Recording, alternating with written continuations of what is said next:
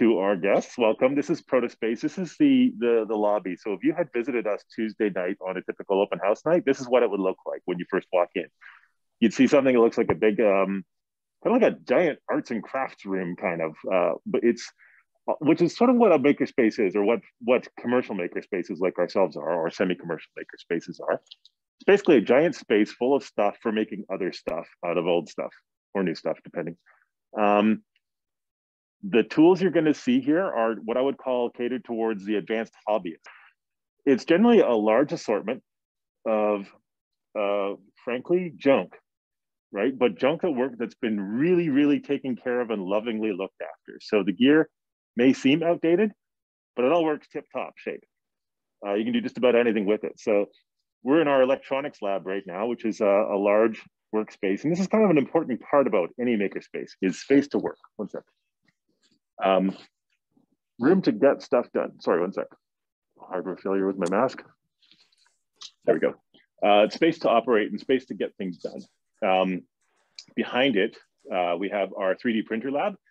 Just a room. This would be what constitutes a makerspace in a lot of small communities or schools or libraries and stuff like that. Basically just a bunch of 3D printers, filament, and the resin type. And that would be a makerspace. And it's where a lot of folks actually start using a makerspace, right? Because it's the simplest type of project.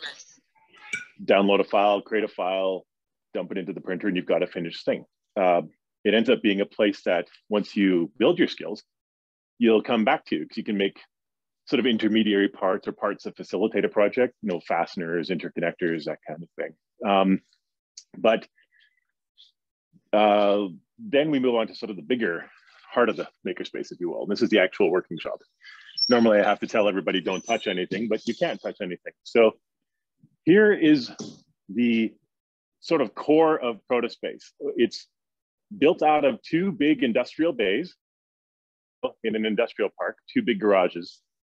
And one half is our wood shop, which you're seeing right now. And it's really quite big and quite well equipped. And the other half, which is through that door, which we'll look at in a second, is our metal and laser shop, because wood and metal don't like each other. But let me take you up the stairs so you can get a wider view of it. So here is the wood half of our makerspace. And as you can see, again, it's largely a bunch of really big tables surrounded by tools. Tables are the heart and soul of any makerspace. You do need room to put stuff together. And the more surface area you've got, the more likely people are to use that space. Space is surrounded by every kind of tool. So everything from your traditional classic hand tools, you know, chisels, saws, things like that, to handheld power tools, and really anything you can get. People will make do with as few tools as you have, but they'll be happier with more tools. And as you can see, it's, you know, it does not have to be brand new. It does not have to be tip top or anything. But the next most important thing are tools to help you do your work. So in this case, that's clamps, working spaces, vises, you know, what do we have? Planers here. Really, every kind of intermediate, every kind of work facilitating tool you can find. Super critical. You know, you can have the best table saw in the world, but if you don't have a way to clamp together the wood you've sawed together, you're in trouble. Forming the periphery around this space are our bigger power tools. These are obviously, you know, varying degrees of dangerous and varying degrees of a lot of work, but they're the sort of the difference between, oh, I can do this in my garage, or nope, I need to join this space in order to get this work done. So they're bigger, they're permanently fixed in place. They have to be hooked up to some sort of dust removal system, because otherwise your place will explode. And the guys can explain that later if you haven't run into that. And another really important part of a makerspace is somewhere to store your stuff. So in this case, because you will have an unbelievable amount of building materials for even just the simplest, smallest number of projects.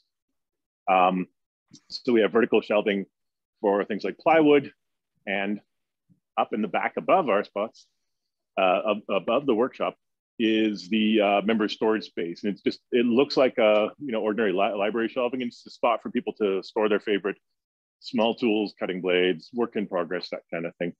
Someone was mentioning junk earlier. So Protospace, and like a lot of makerspaces, has a shelf where members who might find something, have something that may still have some utility to it if you want to take it apart, will donate stuff, and people will just tear it apart and find that, you know, maybe find a motor, maybe find a bolt, or maybe find just, you know, something to learn how to tear apart and fix. But then you get into the really fancy tools. Now, this is the sort of thing that spaces might aspire to later on. Sort of big computer-controlled power tools. In this case, it's a CNC mill, and behind me in the other room, you'll see we'll have a giant laser cutter. But I mean, you know, the fancier the tools you have, the better. But you don't necessarily need fancy tools. You just need room to work in and as many tools as you can afford. So let's take a quick look at the other half of the shop. Now, this is sort of the, let's call it the sexier half of the shop, but it's not necessarily the most busy side of the shop. But what we have here is our metalworking space. So we have an assortment of big metal tools, and then we have our laser cutters, which we'll get into in a second, and even a vacuum former. Let me just go down to the far end of the shop here so you can see where it all starts with the metal. So down here at our end, closest to the garage door, because you need lots of ventilation, is our welding and cutting space. So here we have things like metal grinders, vises for clamping, stuff like that. And then a variety of, I guess you could call them kind of like farm grade welders, like the kind of thing you could find at Princess Auto, or maybe at an uncle or aunt's farm, for example, and a bead blaster. And if you're talking about recycling junk, this is a fantastic place to start, right? Literally scrap metal, brutally cut it, and build it into something kind of useful pretty quickly. Metal bandsaw over here, which is a really handy tool for breaking down bits of metal. And just like along our storage theme that I mentioned earlier, similar storage, but in this case for bits and bobs of metal, giant ones, small ones, all kinds of shapes and sizes, and a big bender tool. Just past that is our machining shop. Now here we're kind of spoiled with a really nice assortment of stuff. We have a metal lathe, and it's a really big one. Hard to tell in the camera scale here, but it's about, say, the size of a deli counter.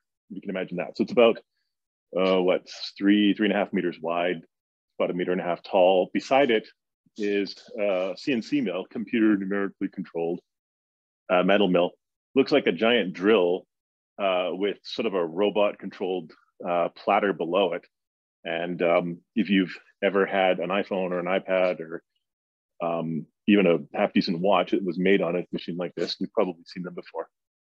And beside it is a really traditional mill. You might have seen Adam Savage playing around on one of these a lot over the course of the run of Mythbusters and stuff. And it's just a big, very powerful tool, very similar, but in this case, controlled all by hand. So big, beautiful cranks and dials and stuff like that. And then again, lots of working surfaces and tables and places to sort the millions of tiny little pieces that go into making a tool like this usable. So, I mean, that's the tool, but here's all the tooling that makes the tool usable. And so you need a lot of that. Then we get to probably the busiest spot in the whole makerspace by use. These are our two laser cutters. These are, you know, if you've heard of things like the Glowforge, for example, you've heard of laser cutters. Or actually, if you've pretty much seen anything in a Michaels, you've seen something made with a laser cutter. And all they are is little, basically a laser stylus that can move left and right or up and down, controlled by a machine. And then it just cuts out just about any geometric shape, you know, say a dog or, you know, really anything. Any geometric shape, it'll cut it, in this case, generally out of plastic or wood. It can also do things like engraving, etching, all sorts of stuff like that. It turns out precision cut bits of wood or precision marked pieces of wood end up being sort of fundamental to a lot of makers' projects. I mean, in this case, it's pretty meta. This is a ruler made out of it. But if you look up laser cutter or laser cut plastic, you'll see it as a component in just about every project. And it's also a great way to extend the life of plastic, for example, like sheets of acrylic can suddenly become, you know, enclosures for electronic projects or what have you. So in terms of what makes a makerspace, that's pretty much it.